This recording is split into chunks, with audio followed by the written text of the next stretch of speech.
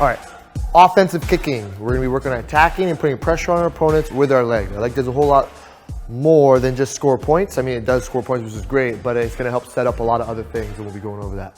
The technique on attacking with the leg is I gotta make sure that I don't tell my opponent what I'm gonna do before I do it. I can't telegraph. So a lot of times as I'm kicking, if I bring my leg up and then kick like that, that's gonna be a tell like, oh, here comes the kick. Or if I go here, any bad habit. So right away is gonna be my chamber, okay? Once I chamber, then I push the down leg, all right? So this motion of picking it up and shooting it out is gonna help pull, okay? So it takes some practice to get used to be able to push without having to get that extra momentum. It's gonna take a little bit more muscle control and coordination to lift and shoot this way than it would to do this, because the momentum of the back leg swinging up is gonna help out.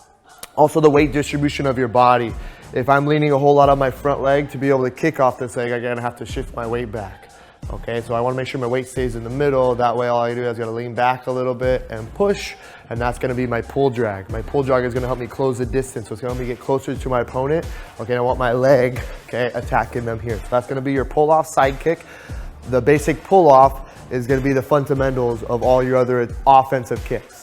Notice my body posture is up tall. I don't want to be kicking and leaning back, even though it might help get your leg up higher. To be able to follow up off of that is going to be very difficult. And a lot of times if I close the gap in my leg and my body's down, by the time I come back up and punch, their counter is going to usually be in there. So I want to make sure it can be 1 to 2 pretty fast. And the only way I can do that is if my head stays up tall.